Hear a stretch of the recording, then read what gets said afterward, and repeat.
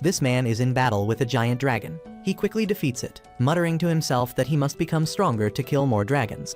That's the vision of the future, where he becomes extremely powerful.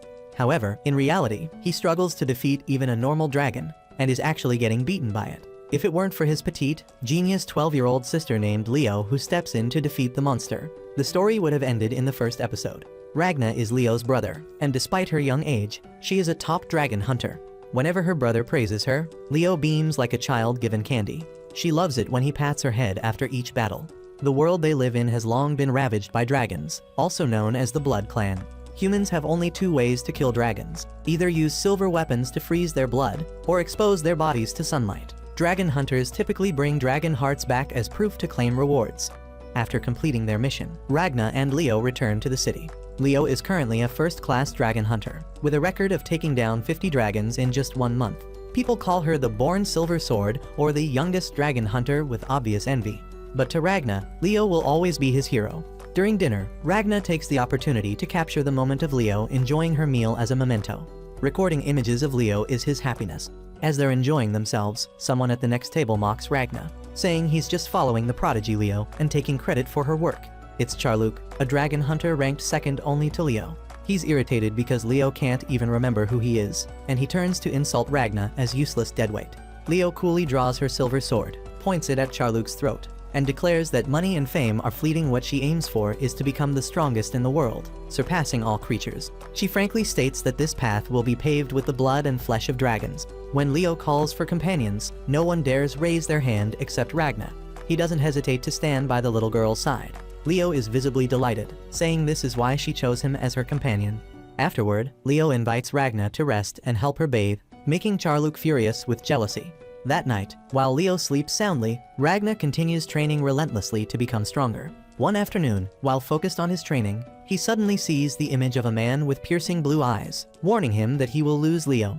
Images of the city burning like hell appear, along with scenes of Leo being pierced by hundreds of arrows, making Ragna break down in tears. Waking up in panic, he thinks it was just a nightmare, but the mysterious voice still echoes in his ears. In the days that follow, Ragna is constantly troubled by that dream. He personally cooks a nutritious dinner for Leo, which makes her immensely happy. After eating, Leo falls asleep on the chair, and Ragna gently carries her to bed. As time passes, the number of dragon hunting missions decreases. While other hunters complain about the lack of jobs and living in poverty, Ragna continues to train diligently, haunted by the image of Leo's death in his dream. One day, news arrives that dragons are heading east toward the city of Dona, a place that has been peaceful for many years. Hearing this, Leo is excited because there's a bakery she likes there, but Ragna only feels unease. Leo notices that Ragna is increasingly exhausted and grabs his hand tightly, asking if she can help. She tells him that when they first met, when Ragna was being beaten by others, she had a premonition that he would become the strongest. Leo hugs Ragna, promising to protect him until that day. Ragna recalls his tragic childhood. His parents were killed by dragons when he was 3. The relatives who adopted him also died tragically, and the rich master who bought him as a servant was also roasted by dragons. Since then, everyone believed he was cursed. It wasn't until he met Leo that he regained his faith. The girl once single-handedly slayed a dragon in front of him, making Ragna believe that Leo would never die, and he only wanted to stay by her side for as long as possible. But bad news arrives. The city of Dona has been destroyed by an army of dragons. When the mission to eliminate the dragon horde is announced, Leo immediately wants to participate, despite Charluk's warnings. Ragna turns pale, sensing trouble. When fire engulfs the city, the scene from his dream becomes reality. Ragna desperately begs Leo to flee, but she only smiles reassuringly and rushes into battle. In the sea of flames, a mysterious figure covered in blood emerges, killing all of Leo's teammates with just his blood. Ragna recognizes him as the man from his dream. When Ragna charges to attack, his silver sword immediately shatters. Ragna is thrown into the river. While Leo angrily fights, Ragna, unconscious, sees a future where Leo dies and he survives, carrying infinite hatred and training for 10 years to avenge the dragons. The blue-eyed man appears again, revealing that he is Ragna from the future, who has achieved power that makes even the Dragon King kneel, but has lost everything. He tells Ragna that such power is meaningless if there's no one left to protect. Ragna begs to be given that power to save Leo. The man simply smiles, thrusts the silver sword into Ragna's chest, transferring all his power and memories from 10 years of fighting. At that moment, the present Ragna awakens. He easily freezes hundreds of dragons with just a touch. When the 10th ranked superior dragon of the Blood Clan transforms into its true form, Ragna snaps his fingers, making it vanish in an instant. Leo calls his name in tears, while Ragna just smiles, embracing her as if living again. Deep down, he knows that the real sacrifice was made by the future Ragna, who gave everything to save this moment. That day, 6 cities of the kingdom were destroyed, but thanks to Ragna, their place was preserved. Just as they were about to rest, Charluk enters. Because their inn had burned down, they have to stay at his place. Ragna advises the group to leave the kingdom soon, because when the dragon deity has given orders, death will come quickly. Charluk curiously asks where Ragna's tremendous power comes from, but before he can answer, Ragna falls into a deep sleep, still calling Leo's name in his dreams. Leo understands that everything is thanks to Ragna's extraordinary efforts, but also realizes that he is gradually losing control of that power. At that moment, the ground shakes. The forest outside suddenly begins to move, attacking the city. Leo immediately grabs her sword and rushes out to fight, while the mysterious red-haired girl who once stood beside the future Ragna just smiles silently, waiting for him to find her. Inside a large cave, a giant fat man sits waiting for food. The servants around him bow their heads, trembling, hoping he'll be satisfied with the lamb and vegetable stir-fry just served. No one dares look up, fearing he might get angry and mukbang them. Fortunately, the fat man seems delighted, praising the dish enthusiastically for the rich flavor of the lamb and vegetables. But immediately after, his eyes turn perverse as he stares at the chef, shouting that he is the true love of his life. The fat man confidently believes he has been blessed by the gods and can swallow all the people in the cave. The 2 maids beside him couldn't escape the fate of becoming his breakfast. Meanwhile, in the city, Charluk and Leo are fighting giant trees wildly attacking the citizens. Their sword strikes cause the tree roots to freeze instantly, and they both immediately understand that the real cause of this disaster stems from the dragons. Ragna, fast asleep, is wrapped by tree roots and suspended in mid-air. He slightly opens his eyes when he senses Leo is in danger. In an instant, the power within his body erupts, causing everything around him to completely freeze. Ragna immediately senses a strange energy coming from the direction of the cave and rushes there, with Leo anxiously following. As he runs, Ragna blames himself for being too complacent, daring to sleep soundly after defeating just a few weak dragons. Upon arrival, Ragna sees the fat man about to swallow a white-haired maid alive. Without thinking, he immediately kicks the man in the face. Ragna believes he carries a curse, and the only way to break it is to eliminate all dragons without exception to protect those he cherishes. After being rescued, the white-haired maid turns around to introduce herself, but Ragna speaks first. He recites her name as Crimson, including her age, hometown, background, abilities, and even claims she is male. The team immediately tenses up, but Ragna tells everyone to lower their weapons because she is an ally, the Wing King of the Blood Clan, who helped connect the powers between present and future Ragna. Though not fully understanding everything, Crimson affirms that she wants to exterminate the dragon race, even if it means sacrificing herself. Ragna proposes cooperation, believing that if they fight together, they can achieve what they failed to in the future. He thought she would agree, but instead receives a slap to the face, as she is angry that he dared to call her a male dragon. At that moment, the giant fat man roars in anger, claiming to be the 8th ranked dragon named Temruogtaf, and opens his mouth wide to swallow Ragna. But in the blink of an eye, Ragna throws a silver energy ball. A white light flashes, and a cold energy explosion causes Temruogtaf's body to burst into pieces, while the surrounding cave is completely frozen. Ragna, unfamiliar with his new powers, faints, while Leo watches, both admiring and fearful, as his power now far exceeds hers. When Ragna awakens, he asks Leo to help evacuate the people across the border, while he will stay behind to destroy the remaining dragons. Leo bursts into tears, saying she doesn't want to be left behind. Ragna understands, because he knows Leo has always been putting up a strong front just to stand by his side. But remembering the warning from his future self, Ragna firmly states that Leo is too weak and will die if she follows. Angered, Leo draws her sword to attack. But with a slight movement, Ragna knocks the sword away with a finger. When she regains consciousness, she finds herself being carried on his back, leaving the city, tears streaming down in despair. On the mountaintop, as Ragna silently looks down, the white-haired maid approaches and asks if he's sad, then is stunned to see tears rolling down his cheeks. Ragna doesn't answer, only saying they should continue their journey together. The maid tries to explain that if she were truly a dragon, she would have been burned by sunlight, but Ragna knows better than anyone that the dragon power within her has been sealed, in exchange for immortality. She proudly declares herself a genuine girl, but Ragna just smiles, mentioning her ability to transform shape and gender, making her blush and storm off angrily. Ragna recalls Crimson's advice from the future that she is someone who finds it hard to trust others, especially at this current point in time. Therefore, he decides to win her trust with sincerity by taking care of her attentively as he did with Leo. The maid believes Ragna is just a pervert who, having just parted ways with Leo, is now hitting on her, so she intends to refuse. But when she looks up, she finds Ragna has fainted from a high fever. In the future, Crimson once admitted that Ragna had unparalleled power, to the extent that even when she proclaimed herself the Dragon King, he could still break her head with a single blow. Nevertheless, her true form is eternal and cannot be destroyed. When Ragna wakes up by the campfire, he hasn't fully mastered his silver energy combat technique. The maid asks him about the dragon's impending destruction of the kingdom, and he replies that in the future, they had together eliminated the current Wing King. The maid pretends not to believe, but is inwardly confused because Ragna knows too much about her true identity. While he was unconscious, she examined his body and discovered that the sword had merged with his body, emanating a terrifying silver energy that could kill dragons in a single strike. She realizes that if she had Ragna in her possession, she could create an invincible dragon-slaying army. Just then, a massive flock of dragons approaches. Without much thought, Ragna hoists her onto his shoulder and rushes off. When they arrive, she says it's time for him to show his true power. Understanding her intention, Ragna jumps into the air, unleashing hundreds of silver swords that fly straight at the dragons. Each one is frozen from the inside out. The maid watches in admiration. At that moment, she exhales a green gas, transforming into a small blue creature, and commands it to devour all the dragon corpses. Afterward, she reveals her true form with flaming red hair, majestically declaring herself Crimson, the Dragon King. She agrees to cooperate with Ragna, but requires him to drink a poison vial she provides. The poison will activate if Ragna betrays her. Without hesitation, he drinks it all, ready to sacrifice everything to protect the future. Seeing his determination, Crimson decides to collaborate. She creates a throne from dragon bones and orders Ragna to use the silver sword to annihilate all 6 blood clans: the Wing Clan, Scale Clan, Fang Clan, Roar Clan, Human Clan, and Bone Clan, not leaving even a drop of blood.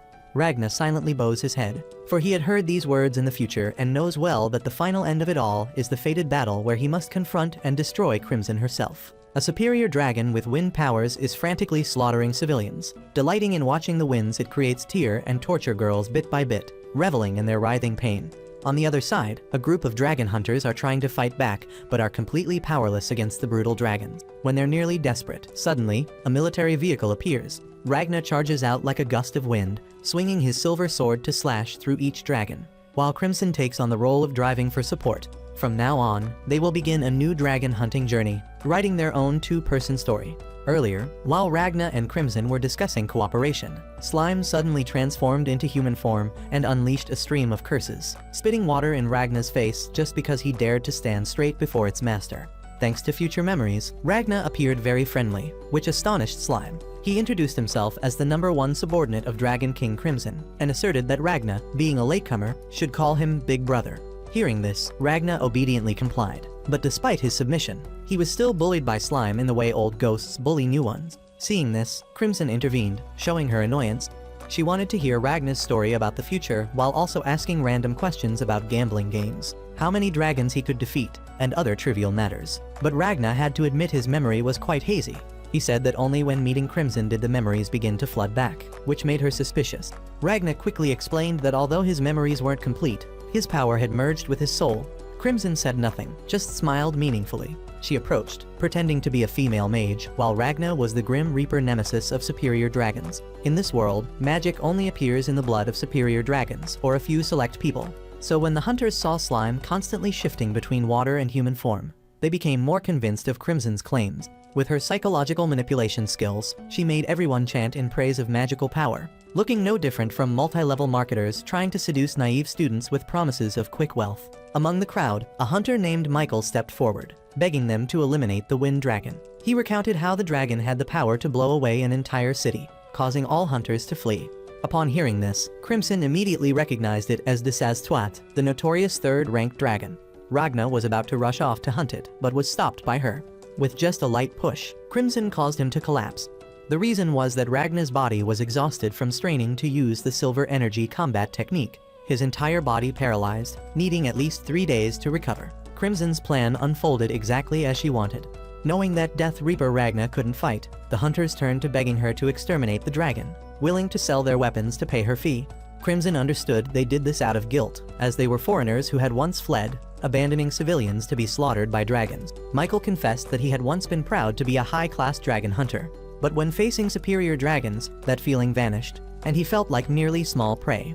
He desperately pleaded for power to avenge himself. Crimson then gave him Ragna's silver sword, claiming it could destroy even superior dragons, helping them regain their honor.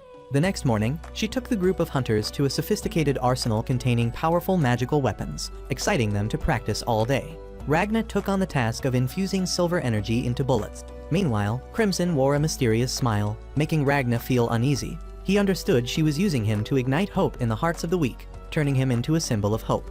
But Ragna wasn't happy about it, believing that anyone associated with a cursed person like himself would meet with misfortune.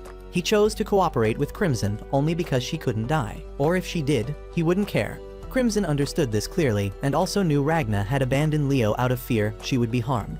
That was the deeper reason behind Ragna's determination to exterminate the entire dragon race. Knowing Ragna was anxious, Crimson proposed a bizarre solution: to drug Leo and lock her in a warehouse for protection. The suggestion was so absurd that if the FBI were there, she would likely have been arrested for lowly kidnapping. Ragna, exhausted, could only curse, while Crimson took it as a compliment. She left, declaring she would personally eliminate the Wind Prison Dragon. Before departing, she pointed out the truth that Ragna had never been cursed. It was all just an excuse for him to avoid responsibility. Just then, Slime returned, reporting that all the city's residents had died, and Desastre was still torturing women with wind. Crimson fell silent, then immediately devised an attack plan. That evening, she gave a passionate speech, declaring that today was a great day when true dragon hunters would be born, and they would destroy the Wind Prison Dragon, exposing its corpse to sunlight. Meanwhile, Desastre remained at ease, unaware of what awaited him. He laughed maniacally amidst the wind, smug about his power, not realizing the real storm was about to hit. He even welcomed everyone. Crimson announced through a loudspeaker that she had come to destroy him today. Yet he still thought he was invincible. Despite Michael having practiced many times, despite trying countless times, when directly facing the prison wind dragon, he still couldn't help but tremble. Remembering those who died at the dragon's hands, Michael shouted to encourage his teammates to continue fighting. Crimson, blood pumping, immediately stepped hard on the gas, the vehicle shooting forward like an arrow, while Desastre, in extreme anger, controlled whirlwinds to chase the car to the end. Crimson understood the danger of the vortices created by Desastre, so she drove towards the rising sun, though she also knew that sunlight wasn't the decisive card because Desastre's recovery ability was incredibly powerful. At this moment, Michael raised his gun, continuously firing at the vortex, causing the dragon's wind streams to freeze. Crimson calmly explained that everyone had mistakenly believed silver energy could freeze and solidify dragons' blood. In reality, it has the ability to solidify the magic in their blood. Therefore, when a silver energy-coated bullet touches the magic-infused wind of Desastre, it will immediately freeze. Although these shots weren't enough to stop his speed, they were the first step in Crimson's plan. Desastre, too confident in his power, underestimated the ordinary silver bullets, unaware that Crimson had replaced them with bullets fully charged with Ragna's silver energy. She ordered the entire team of hunters to concentrate their firepower, shooting towards Desastre, and when those bullets touched his wind, the entire vortex was immediately frozen. This truth stunned Desastre. He roared in rage, vowing to kill all those who dared to separate the connection between him and the wind. Crimson ordered everyone to continue firing while accelerating, luring him to chase them close to the city wall. When the vortex touched that wall, Desastre was thrown out because Ragna had covered the entire wall with silver energy, turning it into a solid counter to dragons. While he was still trying to understand what happened, Slime appeared, grabbed him, and threw him hard onto a giant spear that had been prepared in advance. 5 strong hunters simultaneously thrust spears through his heart. Desastre was held tight, his body gradually burning under the sunlight, and despite his best efforts, he could not control the wind again. But his power was still formidable, as he used the wind to tear up the ground, making the hunters stagger, then stood up with ultimate rage after being stabbed in the chest. Just as he was about to transform, Crimson drove the silver energy-coated vehicle straight into him, knocking him down, creating an opportunity for the hunters to fire simultaneously. She knew well that if Desastre had time to transform into dragon form, he could create 8 giant vortices at once, so she chose to exploit his arrogance to make him die in bitterness, burning under the sun, ended by the hands of an ordinary hunter. This whole scene made Ragnar realize that Crimson was extremely intelligent and vicious. She understood dragons and how to kill them thoroughly. For her, eliminating the prison wind dragon was just a test to see how valuable Ragnar was to her. Looking at the face of Desastre, who died with eyes open, Crimson smiled with satisfaction. Before leaving, she gifted the car and all the weapons to the group of hunters, then completely erased their memories of her, leaving them only remembering Death Reaper Ragna. When Michael came to thank him, Ragnar only replied that it was the achievement of the whole team, not any individual. After shaking hands in farewell, the group of hunters departed. Crimson took out a signal transmitter, opening a message from the king ordering citizens from all regions to gather at the capital for shelter, while warning them not to approach the border because it was too dangerous. After hearing this, Ragnar immediately recognized it as a trap, a plot to gather people for mass elimination. Without hesitation, he decided to head to the capital, while Crimson also wanted to change dragon hunting locations, so they agreed to proceed there together. 5 days earlier, when dragons had just reached the border, the king panicked upon hearing that the town of Donapierre had been destroyed by an army of dragons wielding thunder and lightning. The king immediately mobilized the army. A high official suddenly remembered that 20 years ago, a dragon using the power of thunder and lightning had saved the kingdom from invaders. Though confused, the king still believed that even superior dragons couldn't pass through the capital's barrier. Just as he finished speaking, the space in the palace suddenly fell silent, and the king felt something extremely strange. Then a girl like an angel appeared on the ceiling. She introduced herself as Ultimacia, the Winged Dragon King, ranked first in the Winged Dragon Blood Clan. The king was astonished that she could enter this far, while Ultimacia calmly said she understood the solar god's armor's positive energy barrier, which absorbs daylight then creates protection at night. But to her, it only made her feel hot. The king was surprised as he had never heard of Winged Dragon King Ultimacia, and she gently assured him not to worry, as she had merely stopped time for convenience of conversation. Ultimacia's true purpose was to apologize. She summoned the spear impaling her subordinate who had devastated Donapierre. The king was shocked by this polite action and words, realizing she had no intention to attack, so he lowered his guard. Ultimacia slightly bowed in thanks, then said she only regretted letting her subordinate cause people to die in pain, instead of disappearing gently as she wished. Her words confused the king, and before he could understand, Ultimacia explained that the holy gods had ordered the destruction of this country, and she was just following orders. Initially, Ultimacia had planned to quietly eliminate everyone, but as citizens fled to other countries, she had to order the superior dragons to attack all borders so no one could escape. The king, terrified, thought she had gone mad and activated the ultimate weapon. But at that moment, a treacherous courtier attacked him. A young man immediately shielded Ultimacia, and an old dragon appeared, asking for Ultimacia's reward for killing the king. But she coldly said she never wanted that. When the old dragon said he had only left the king half dead, Ultimacia reversed time, returning him to the moment before death, then apologized on behalf of her subordinate. The king was terrified, thinking she was a deity, but Ultimacia only said she was executing the will of the Lord. Finally, she reached out to the king, hoping he would cooperate so his people could die in peace. The king trembled in ultimate fear and had to accept her request. By now, the capital was overwhelmed with refugees, but the king could only resign himself to let everything unfold. Elsewhere, the one who had been impaled by Ultimacia and displayed as a sun-exposed dragon was still alive, though only a head and thunder spear remained. His aggressive, belligerent attitude hadn't cooled at all. When Ultimacia appeared to announce that in the next 10 days, the plan to destroy the entire kingdom would be executed, with all people granted a peaceful death, he immediately lunged at her, causing Ultimacia to anger and take action that left him with one eye. She said there were currently 2 major issues to resolve. First, the 9th-ranked superior dragon had been defeated by the 2nd princess, known as the Silver Energy Princess, commander of the Silver Armor Brigade. Ultimacia had immediately ordered the 5th and 6th-ranked dragons to eliminate the princess. Second, more seriously, was that Dazwa of the 3rd rank along with the 8th and 10th ranked dragons had lost contact while on a population planning mission at the southern border.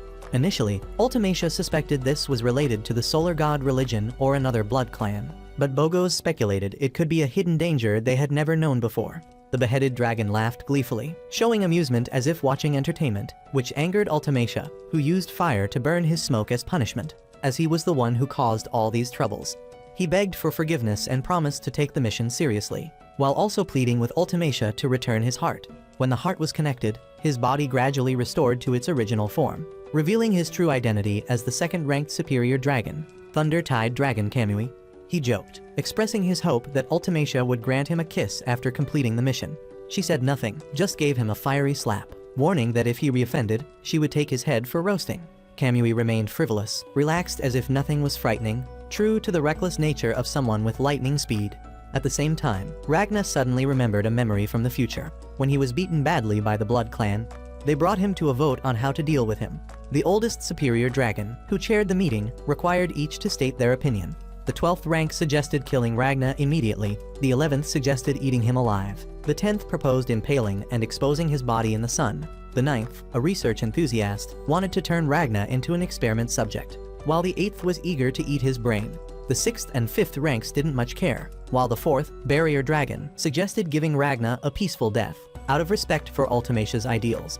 The 3rd ranked Dazwa listened to the suggestion to kill Ragna, while the 2nd ranked Kamui remained silent. Facing all enemies before him, Ragna couldn't resist, only hoping for a peaceful death. He thought if Leo had been the survivor that day, things might have been different. But when he was ready to give up, Kamui grabbed Ragna's head, saying he knew Ragna craved death, so he would force him to continue living in hell to experience torment. Dazwa tried to intervene, but Kamui ignored him.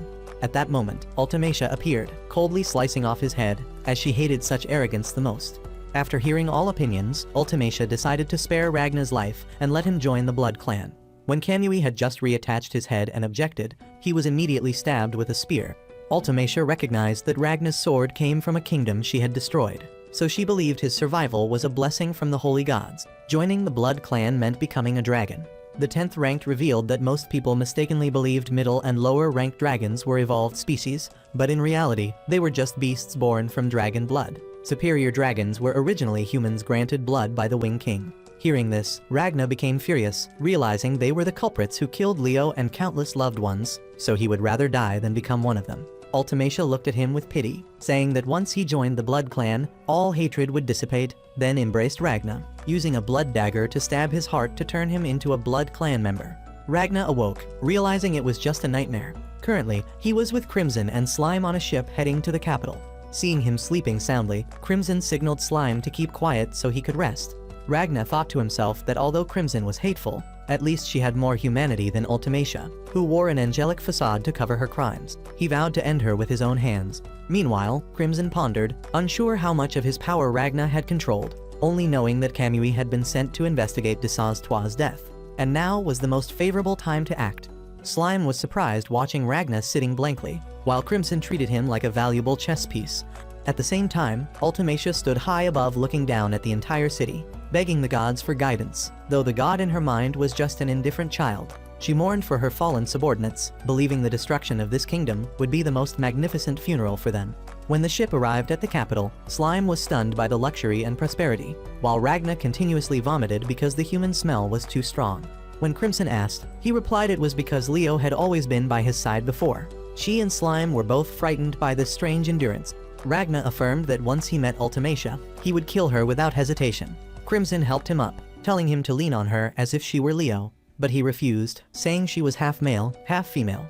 A moment later, Crimson left to survey the terrain, instructing Ragna not to attract attention or talk to strangers. She noticed the capital's population was unusually small. Clearly someone was secretly eliminating them. Elsewhere, the old dragon inquired about Ultimatia, learning she had sneaked out to observe refugees. He became angry, scolding his student for daring to condone such action. As for Ultimatia, at that moment, she was calmly drinking wine, smiling as if nothing had happened.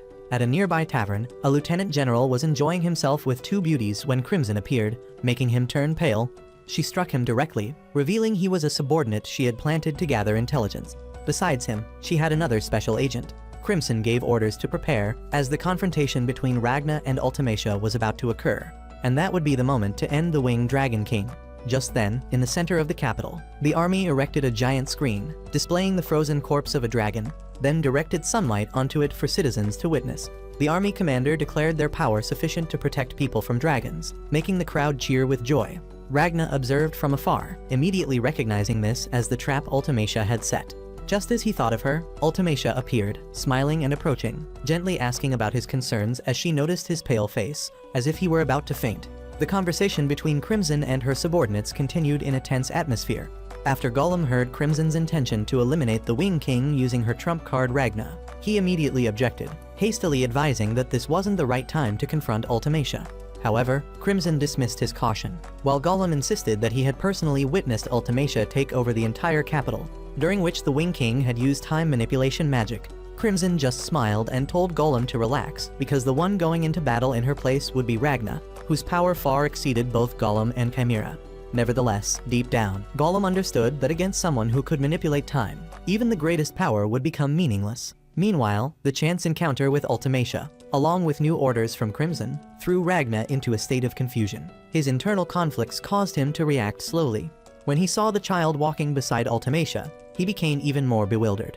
His reason told him to kill her, but he couldn't move his limbs. He was unable to make a decision on his own. On Crimson's side, Chimera remained cold, determined to complete her assigned mission, while Golem was provoked when called a coward. He angrily retorted that Chimera was just a snake-headed, cat-tailed idiot, both stupid and weak. Chimera stubbornly insisted she was smart, not stupid. To prove this, Golem asked Chimera what 12 plus 9 equals. When he saw her struggling to answer, Golem mocked her further, making Chimera embarrassed as she tried counting on her fingers. Then even her toes weren't enough. This scene made Golem burst into laughter, while Crimson just silently observed. Finally, Crimson sternly told them to be quiet, reminding them that they were all products she had created, and if they kept insulting each other like this, it was no different than degrading themselves. Afterward, Golem used a mechanical fly to show Crimson footage he had secretly recorded, capturing Ultimacia using her time manipulation powers on the king. After watching, Crimson became angry, immediately ordering Golem to self-destruct, considering his action an insult to her intelligence. Chimera couldn't hide her joy at seeing someone she disliked being scolded by the boss, while Golem was bitter to the point of speechlessness. Crimson then pointed out that although Ultimacia's abilities were powerful, they weren't invincible. She analyzed that Ultimacia couldn't simultaneously use time freezing and time reversal spells at once.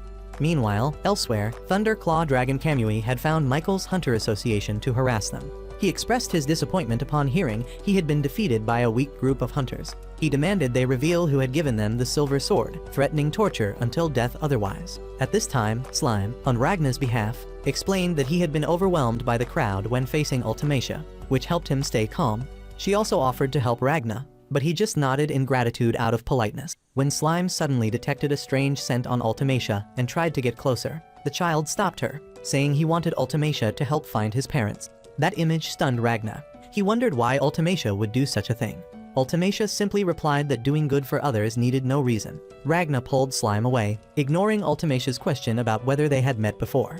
At that moment, Nebulum appeared, sensing that Ragnar was a dragon hunter, while Ultimacia confirmed this. Nebulum made an excuse that he came to meet Ragnar because they both suffered from fear of crowds. When Ultimacia and Nebulum returned, Ragnar had disappeared. Elsewhere, reviewing the footage, Chimera realized that when Ultimacia reversed time to save the king, the surroundings remained unchanged, meaning Ultimacia's spell only reversed the wounds but didn't change reality. Crimson immediately praised Chimera for discovering this weakness. She concluded that the only way to eliminate Ultimacia was to attack suddenly, preventing her from activating the time-freezing spell, because then the reversal spell would automatically activate, forcing her to consume magic until exhausted. Crimson believed Ragnar could do this, as in the future, he had once defeated the Wing King. She ordered Golem and Chimera to prevent Nebulum and Borgias from reinforcing Ultimacia. Although Ragnar had chosen not to attack immediately, he still felt heavy internal turmoil. When he asked Slime how to contact Crimson, she gave him a phone. Ragnar asked her to relay that he had found the target, then immediately left. As for Crimson, she understood that Golem and Chimera still distrusted Ragnar because he was human. But Chimera was cleverer. She silently transmitted thoughts to control Ragnar, believing she could manipulate his mind. Just then, Slime called to report that Ragnar had betrayed them. On the other side, Ultimacia thanked Nebulum for indulging her, while he thought she was the kindest person he had ever met. Nebulum was confused, and Ultimacia was happy that he didn't know all her actions stemmed from selfishness. From afar, Ragnar witnessed everything and understood that Ultimacia was merely using the deaths of civilians to make them pass away in peaceful illusions. The reason she took that boy to find his mother was that his family would be eliminated today. The barrier Nebulum created could make humans disappear without leaving any trace. According to them, this was a peaceful death. The dragon corpse on display was just a smokescreen to deceive the public. He felt afraid in the face of such cruelty, then quickly realized that what made him uneasy was not being able to understand Ultimacia's behavior rather than fear. So, Ragnar appeared before them while Nebulum was still dazed. When Nebulum was frozen and shattered, Ultimacia immediately transformed and used time-freezing magic. But Ragnar had already charged forward and sliced her into 100 pieces. Ultimacia reversed time to recover, but Ragnar continued attacking relentlessly. Each time she used flame attacks to counter, he easily neutralized them and threw her into the air. It was then that Ultimacia was shocked to realize she had died 3 consecutive times. Ragnar declared that no matter how many times she reversed time, he would kill her to the end.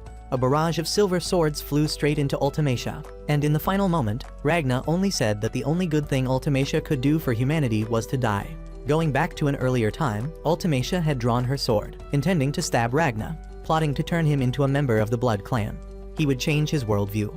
After being pierced through the heart, Ragna felt his entire body burning. In that moment, he thought of Leo. Ragna used his remaining strength to push Ultimacia away, then lunged toward the silver sword. He intended to use that very blade to end everything, not wanting to die at the hands of his enemy. Witnessing Ragna coldly refuse all help, Ultimacia felt deeply hurt. Afterward, Ultimacia told Dazwa to use wind to carry everyone away, as she didn't want to stay and witness the tragic scene. Dazwa, inherently arrogant and condescending, who always enjoyed teasing women, suddenly became obedient and followed Ultimacia's orders, making everyone laugh. Just after Ultimacia's group left, Crimson's army appeared. In that moment, she was truly impressed by Ragna, who was willing to choose death rather than accept favors from enemies. A human carrying dragon blood who could still resist the temptation of that power. This is what intrigued Crimson, and she immediately ordered Gollum, who now looked more handsome than before, to carry Ragna's body back to base for resurrection. Time passed, returning to the present, where Crimson was extremely frustrated that Ragna had ruined her meticulously crafted master plan. Although the possibility of Ragna accidentally meeting Ultimacia seemed illogical, she accepted it, because her main objective was to measure his true strength. She ordered Chimera, who was standing on the rooftop, to report on the barrier's situation, and upon learning it hadn't been deployed, Crimson concluded that Nebulum was dead. She immediately sent Slime to the source of dragon blood smell, while Gollum was tasked with handling Borgias. Before leaving, Gollum mentioned he had completed what Crimson had entrusted to him, hoping they wouldn't need to use it. Meanwhile, Ragna's power was increasingly beyond control. He continuously struck Ultimacia until her body was too damaged to regenerate. Each time Ultimacia managed to recover a portion, Ragna immediately delivered a finishing blow, causing her body to crumble on the spot. All because he wanted to protect his Wing King. Elsewhere, Borgias, after absorbing all the blood of those in the palace, was about to launch an artillery attack to blow away both Ultimacia and Ragna, aiming to buy time for her recovery. But before he could act, Gollum appeared and shot his head to pieces from afar. Seeing Ragna's terrifying power, Gollum understood why Crimson had chosen him. Unexpectedly, a massive barrier appeared, trapping Ragna inside. This was Nebulum's technique, proving he wasn't dead yet.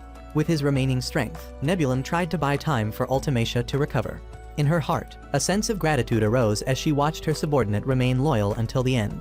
To ensure smooth recovery, Ultimacia used her blood to create a giant dragon head to attack Ragna.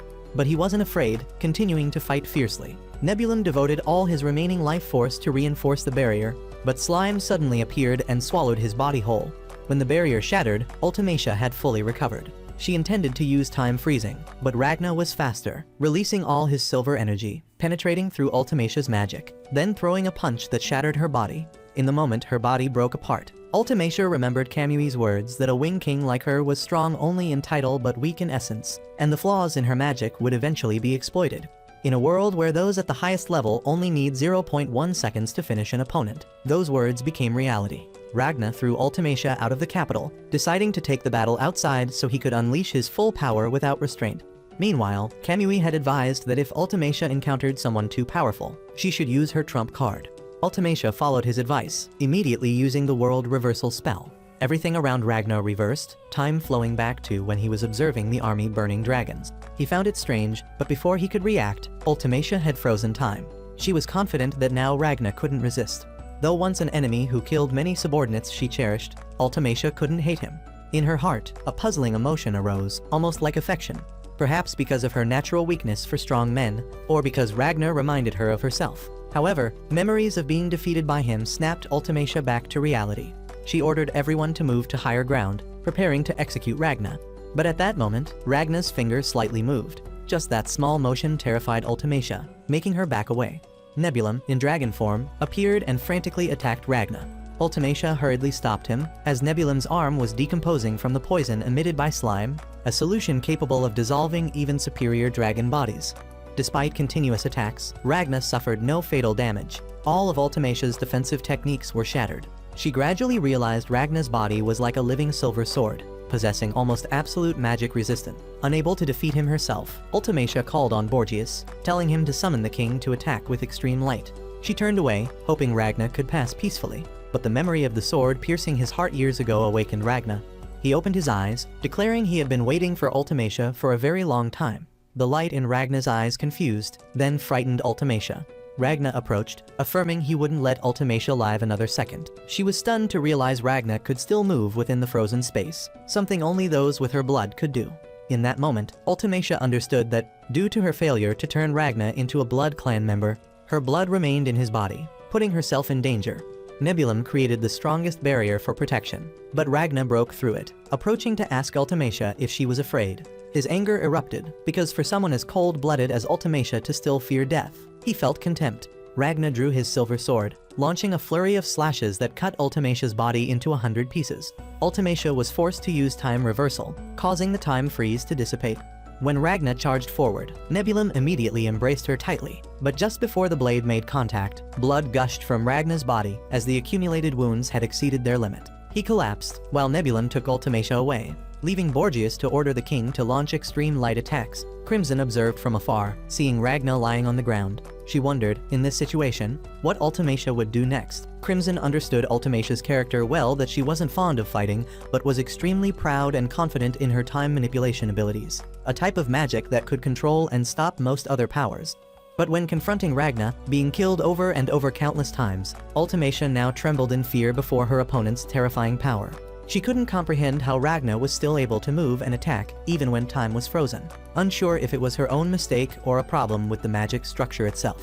Under Nebulum and Borgias' urging, Ultimacia tried to regain her composure, and was about to use her true magic, but Crimson wouldn't allow that to happen. She immediately activated a series of preset bombs throughout the capital, causing them to explode simultaneously, destroying the entire city and turning it into a living hell.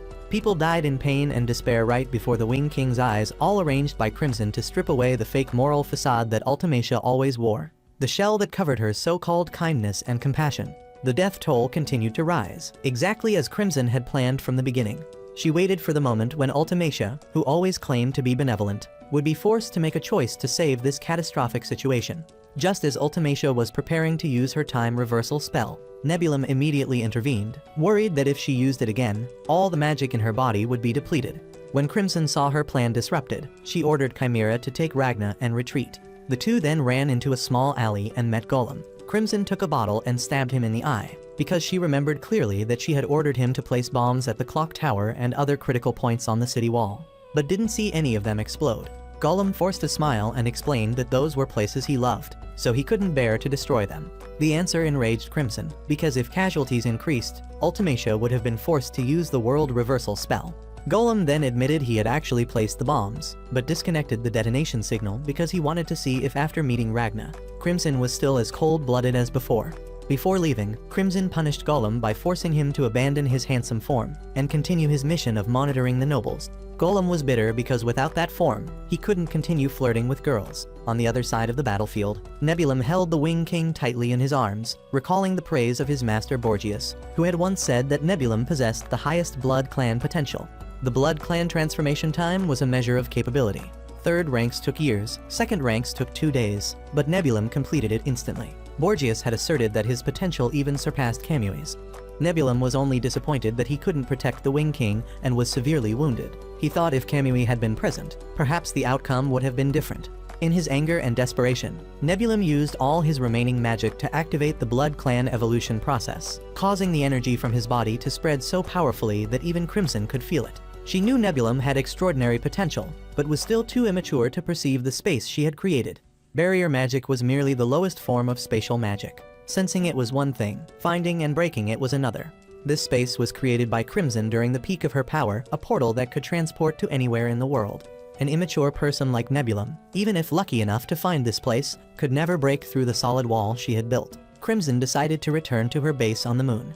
At the same time, Ragnar recalled his past dragon hunting with little Leo, who once said that anything that can be hunted must be hunted to the end, never to be overlooked. Ragnar struggled to his feet, determined to return and kill Ultimacia at all costs. Though his body was exhausted and wounds accumulated, he wouldn't allow her to live even 1 second longer. Crimson advised him to rest, believing Ragnar had exceeded all her expectations, but he didn't care at all. Ragnar immediately activated his silver energy combat technique, frightening Crimson, who quickly ordered Chimera to hold him tight, fearing his immense power could destroy the entire base from within.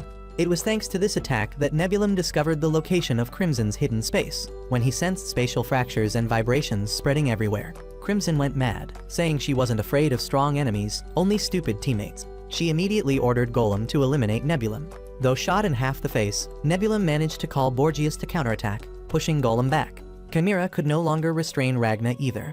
Ragna challenged Nebulum with a provocative tone. The exchange between the two young fighters drove Crimson crazy, as Ragna was gradually destroying her perfect plan that she had worked so hard to create.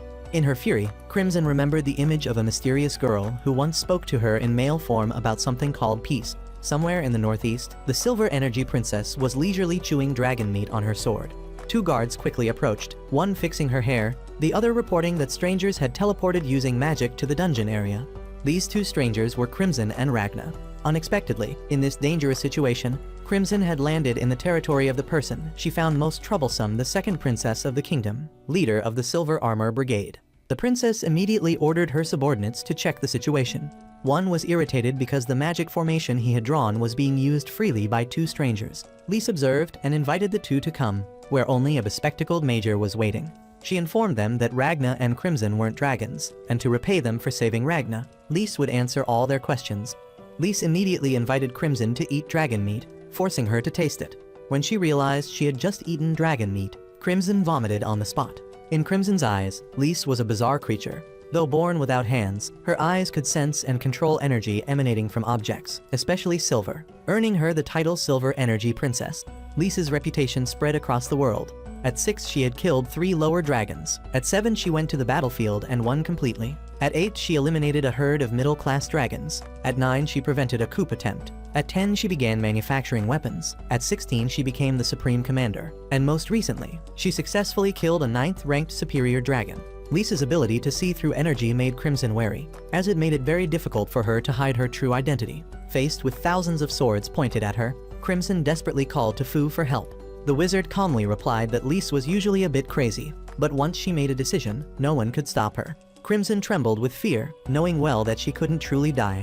With her plan discovered by Lise, Crimson thought that after dying, she would resurrect and find a way to hide, waiting for a chance to escape with Ragna. Just as the Great Blade was about to strike, Ragna suddenly appeared, grabbed the Silver Energy Sword and threw it aside. He didn't understand what was happening, but sensed this was the consequence of Crimson's karma. The Major was confused seeing Master Garm curled up on the ground, while Princess Lise suddenly collapsed. She pointed at Ragna, saying he was a sword that grew hands. In Lise's eyes, Ragna appeared as a silver sword with arms and legs. When the soldiers saw the princess faint, they rushed to attack Ragna, who easily knocked them all away. Lise couldn't believe there was someone in the world who could completely merge with a silver sword. The governess Nasa, who had served the princess since childhood, knew the princess was obsessed with crafting silver swords but had no interest in marriage. Seeing Lise not bothering to think about finding a husband, Nasa was frustrated because according to their contract, she would receive a huge payment if the princess got married. Therefore, Nasa knelt down begging Lise to have mercy and quickly marry someone so she could change her life. Lise just laughed, feeling sorry for the servant who was a slave to capitalism, then said her type wasn't necessarily a domineering CEO. Just a handsome man who captivated her was enough. Now, seeing Lise's enraptured expression when looking at Ragna, Nasa was almost shocked. In Lise's eyes, Ragna was someone with perfectly trained limbs, dense scars only making his muscles more attractive, and the silver energy power within him convinced her he was the strongest, most handsome, and most magnificent person she had ever met. The Major hurriedly reminded the princess to stay calm because Ragna was also an enemy, but Crimson could only stare blankly at Lise's unusual reaction. Ragna now bowed seriously, speaking stiffly like a machine, exactly as Crimson had instructed him earlier. The Major agreed to temporarily spare them both and throw them in prison. In the cell, Crimson pushed Ragna's head down, demanding to know why he dared to act without informing her first. She was angry because his reckless action had destroyed important Earth space, with the fate of her 2 subordinates unknown. When she asked how Ragna intended to compensate, he honestly replied he would offer his head as an apology. Mentioning subordinates reminded Ragna of slime. Crimson took a small piece still left on Ragna, cut her hair for it to eat, and slime was summoned, though much weaker than before. Currently, the group was at the northern training area, in the underground base of the Silver Armor Brigade. Crimson took this opportunity to explain the brigade's chaotic situation, believing that after hearing it, Ragna would no longer want to go to the capital. The Silver Armor Brigade had brought over 1,500 civilians here to seek refuge. Fu worried this would cause riots as they were difficult to control, while the Major demanded to keep the matter of Ragna and Crimson secret, understanding that they couldn't confront them now. Just then, 2 swordmasters ran up, reporting they had found Garm sitting crying in the middle of the road. Garm, once renowned as the first swordsman who had cut off a superior dragon's hand and defeated a 9th-ranked dragon, had now fallen before Ragna. The swordsman was extremely excited that someone had defeated Garm, while the major tried to make them maintain order, but no one would listen. 2 head archers also rushed in to ask questions, having heard rumors that the princess had fallen in love. Fu stood watching the chaos, only able to sigh helplessly. Meanwhile, Lise was still dazedly admiring Ragna, infuriating Nasa, who rushed over and slapped her twice in succession.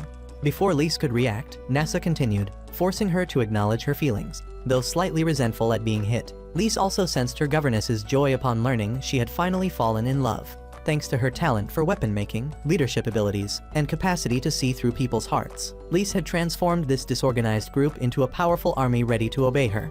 Nasa didn't forbid the princess from loving, only reminded her that before dreaming about romance, she must fulfill her responsibilities. Hearing this, Lise gave Nasa a bullet for daring to dump all responsibility on her, but also admitted that Nasa's words, after all, weren't wrong at all. The Silver Armor Brigade had called an emergency meeting, as the current situation was suspiciously quiet. The entire forest was enveloped in an unusual peace, with dragons remaining stationary, showing no signs of attack. Even when approaching the forest, they remained still as if they didn't exist. Lise, always sharp in grasping situations, thought that perhaps something serious was happening among the superior dragons, forcing them to postpone hostilities. She determined this was a rare, favorable opportunity, and immediately ordered Wizard Majorca to complete the teleportation formation today. Majorca, who idolized Lise to the point of infatuation, became nervous and trembling with emotion just from talking with her. While Lise was passionately speaking, Ragna and Crimson suddenly appeared. Ragna's presence made Lise completely lose composure, her face flushing, eyes becoming awkward, and movements clumsy. She had to try hard to pretend nothing was wrong, but his presence made it difficult for her to hide her emotions. The warriors in the brigade, after learning this was the person who defeated Swordmaster Graham and had made their leader submit, all wanted to test their strength against him. Ragna clearly sensed their spirit, recognizing they were elite warriors, with some possibly as strong as or stronger than Leo. Crimson quickly joined the discussion, proposing cooperation with the brigade. She had already understood that Lise intended to use dragon blood to activate magic for the teleportation formation. Though she judged Lise's plan as wise, Crimson still believed it would fail because the power gap between the two sides was too great. She offered that if they agreed to ally, she would provide valuable information about top warriors, including Ragna. Upon hearing Ragna's name, Lise became so flustered that Nasa had to hit her head to bring her back to reality. The princess immediately shouted, flatly refusing the cooperation proposal, even setting up a large wooden board to hide her face from Ragna. Then she immediately drew her sword, asking the brigade leader if they should deal with these two on the spot. But Ragna calmly pulled away the wooden board and spoke up, making Lise blush again. Crimson took the opportunity to reveal that 2 superior dragons were heading toward them, including the Crazy Passion Dragon, a 6th-ranked dragon serving as strategist.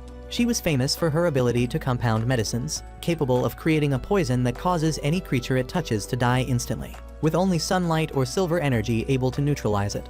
What made her most dangerous was her ability to use that drug on her own dragon brigade, making her army stronger and fiercer. Hearing this, the entire Silver Armor Brigade was terrified, as this was the first time they had received such detailed information about superior dragons. However, Lise remained cautious, not easily believing Crimson's words. She suggested that Lise could use her ability to see energy for verification, but unfortunately, Crimson's body odor was so terrible that Lise couldn't concentrate.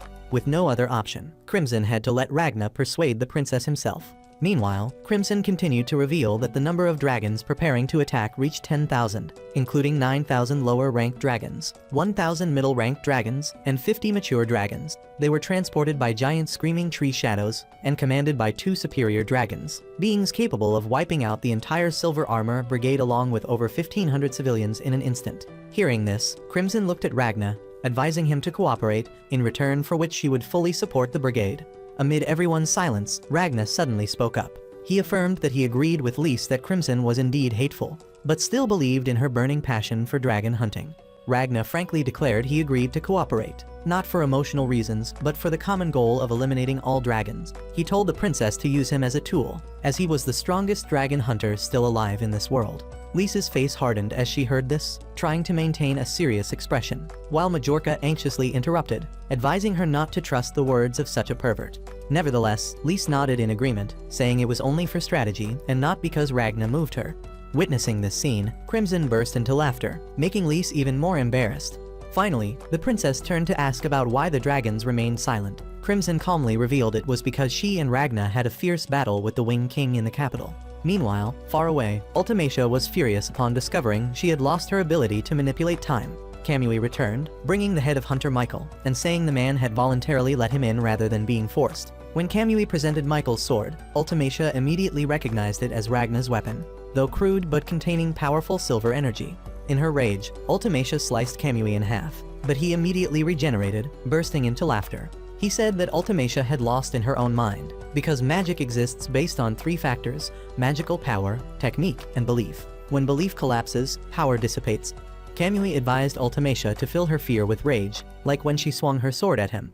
Then, in a gentle but powerful voice, he confessed that he loved her, loved a crazy woman full of survival instinct. He advised her to be honest with her feelings and express what she truly desired. As tears fell, Ultimacia ordered him to bring back Ragna's head, believing all mistakes originated from humans. Kamui embraced her tightly, accepting the order, then crushed the silver sword in his hand before leaving to fulfill his mission.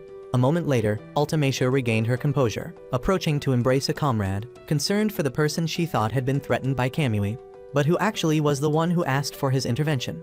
As for Kamui, recalling Michael's dying words that the Grim Reaper would come to take his head, he just smiled with excitement. Though they had never met face to face, he knew for certain that Ragna was the only opponent strong enough to compete with him, whom he considered the destiny of the upcoming life or death battle. Lys ordered Ragna to channel silver energy into the sword for observation, then asked Yak to test cut it. With just one strike, the great sword created by Lys was cut in half. Lys asked in amazement how long this state could be maintained, and Ragna humbly replied that with a sword bestowed by the princess, he could maintain it for quite a while. Hearing this, Lys nodded, thinking it reasonable, then signaled for Isak and Nasa to stop. The two realized the princess had discovered how to bring out Ragna's full power and were very happy. Unexpectedly, just seconds later, she revealed her true form as a boy-crazy simp, then asked Ragna to channel silver energy into the Silver Armor Brigade's weapons. From there, a sword duel between Ragna and the Brigade's warriors took place. He only had to seize the silver sword and channel silver energy into it. Crimson had previously instructed him to keep half for himself and give the other half to the Brigade. This time she didn't want him to use silver energy combat technique anymore, because it was too dangerous in a life or death battle. However, Ragna didn't understand why the training duel became so intense, with the others fighting as if they wanted to kill him for real. Perhaps it was because their beautiful leader had been captivated by him.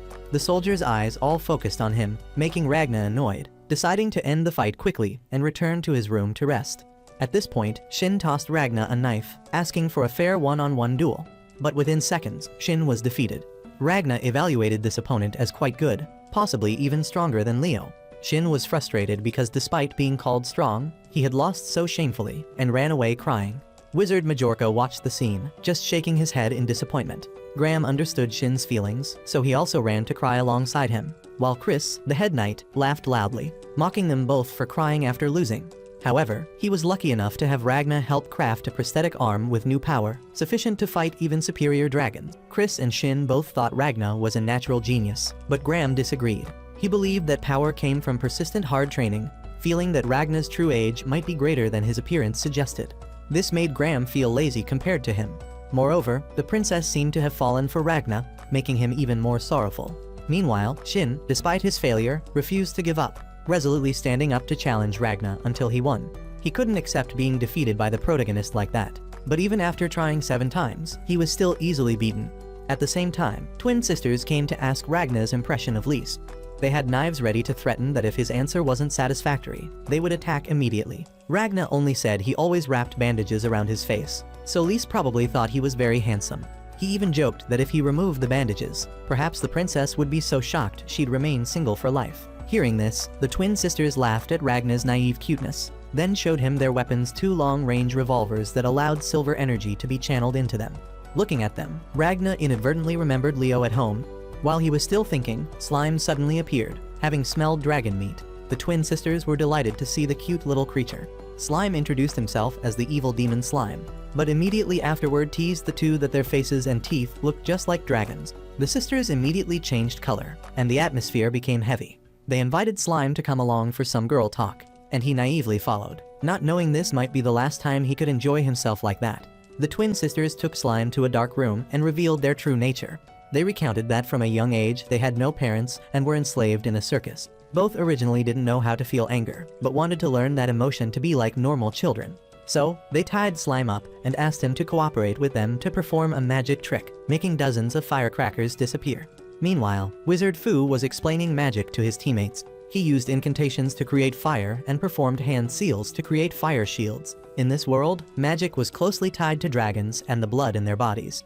Therefore, the teleportation formation Fu created was also based on that image. But he and the wizard group were struggling because they lacked magic power to perform it.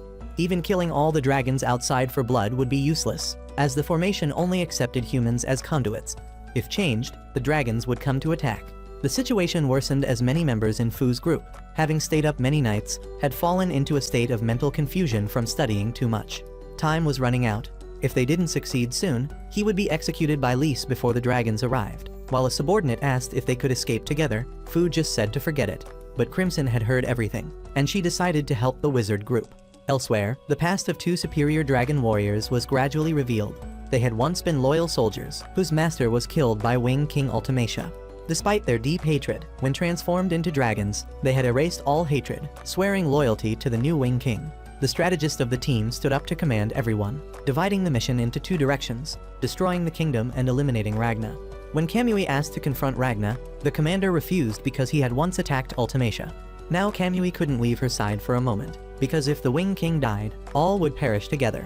Kamui angrily argued back, even mentioning bedroom matters, making Ultimatia blush speechless. During this, one member suggested they didn't need to search for Ragna, as he would certainly come to Ultimatia for revenge. The commander agreed, deciding to focus on destroying the kingdom as quickly as possible.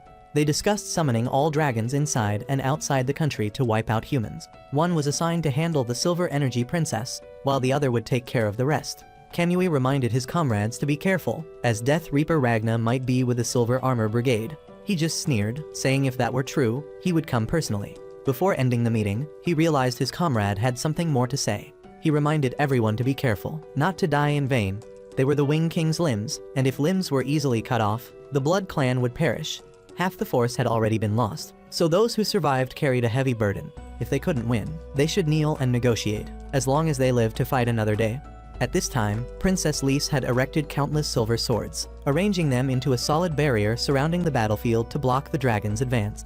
Isak couldn't hide his concern. He turned to ask the princess about what Crimson had said she did in the capital. Lise replied that he should only believe in things truly necessary, while information without benefit should be ignored.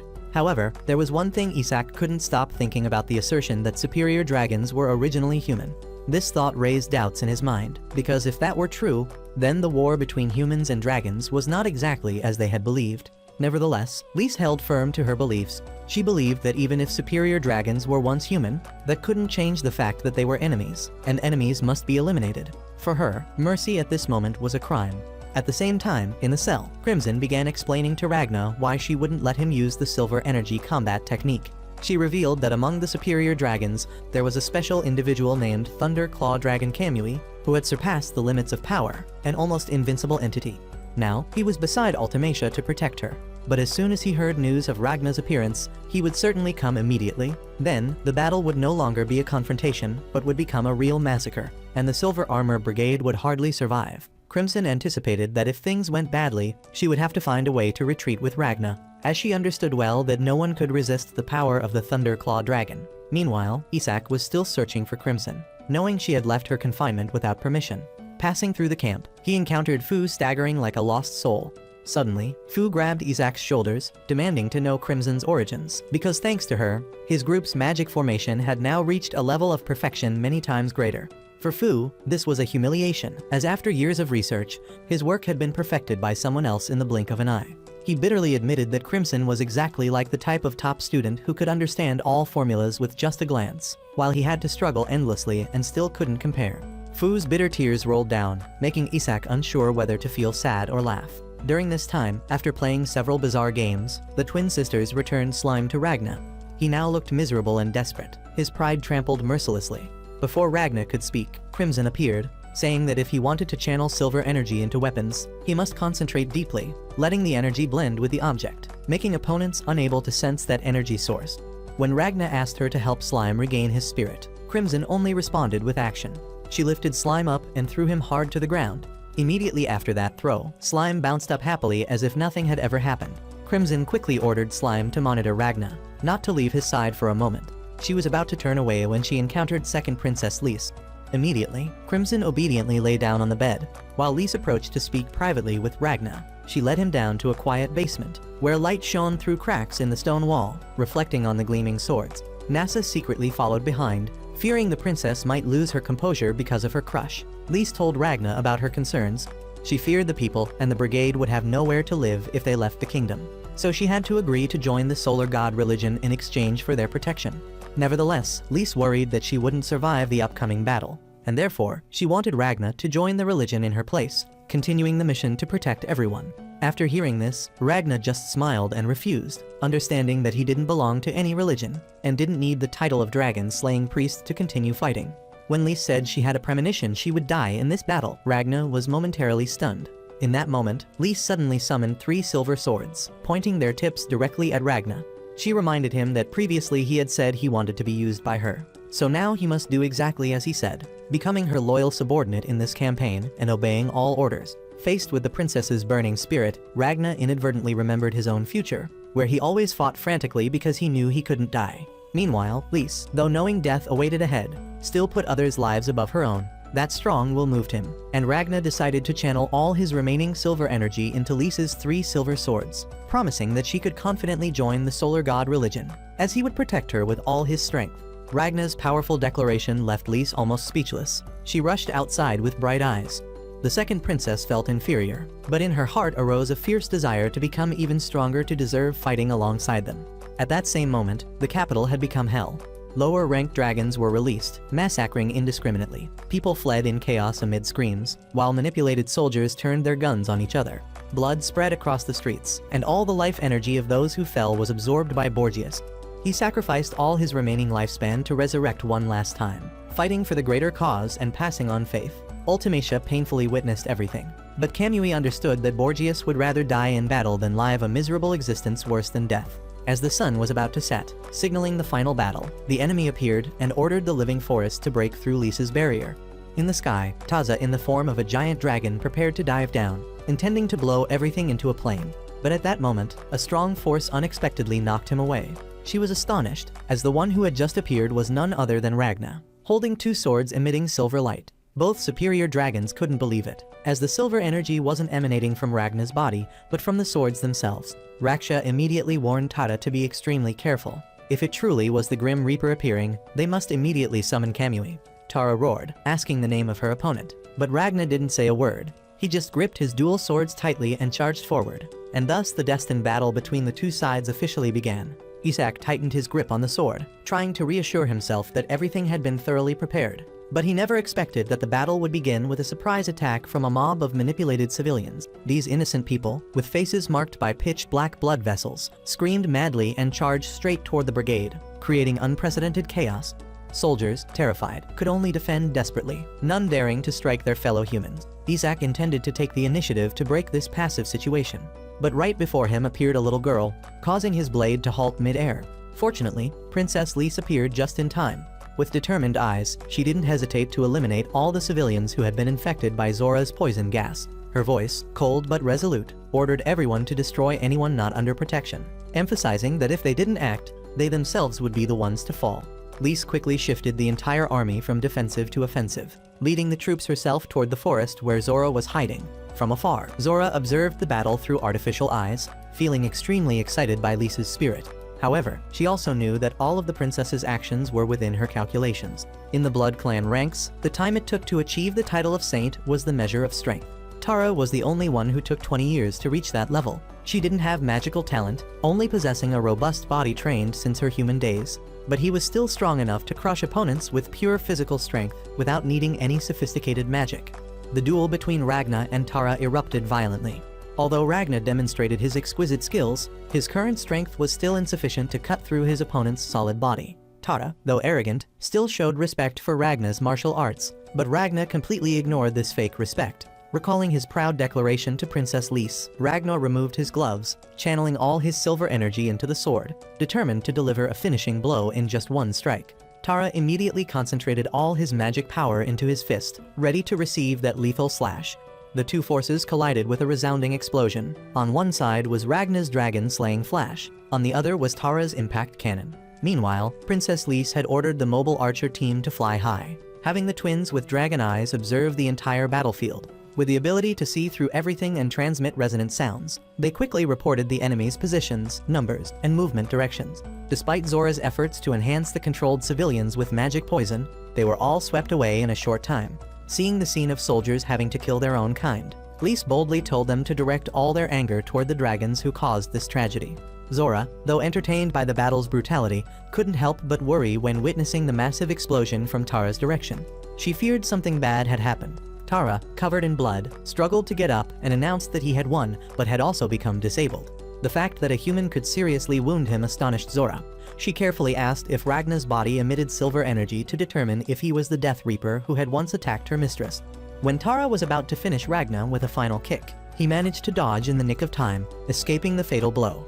Though severely injured, Ragna still struggled to stand up, wanting to continue fighting, but Tara said the battle between them was over, as Ragna was not the one he needed to eliminate. He left Ragna to be handled by lower-ranked dragons, believing he would soon be torn apart. Ragna fought while shouting challenges to Tara, but he just coldly turned away, admitting that if Ragna's sword had withstood that power, the winner would have been him.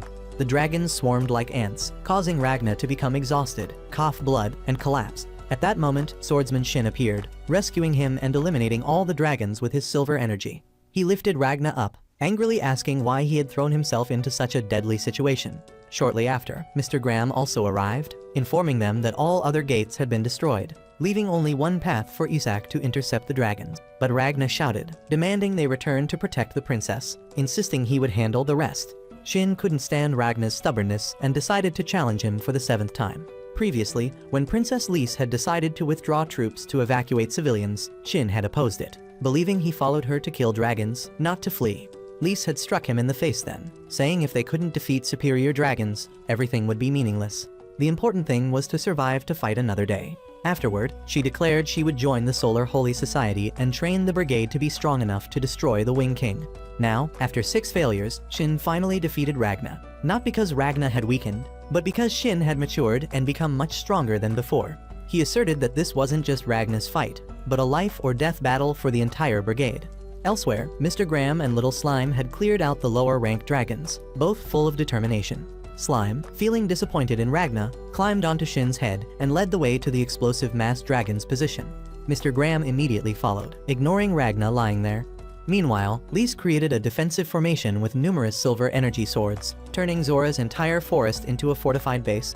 The twin sisters and Chris coordinated to push back enemy forces, while the Wizard Society rejoiced as magic flowed strongly into the teleportation spell upgraded by Crimson. However, Zora, with cold eyes, quickly realized the true plot. Princess Lise was killing dragons to absorb magic from their corpses, providing energy for the teleportation formation. This discovery didn't anger her, but rather excited her, making her even more eager to witness the performance of the opponent she had been waiting for all this time.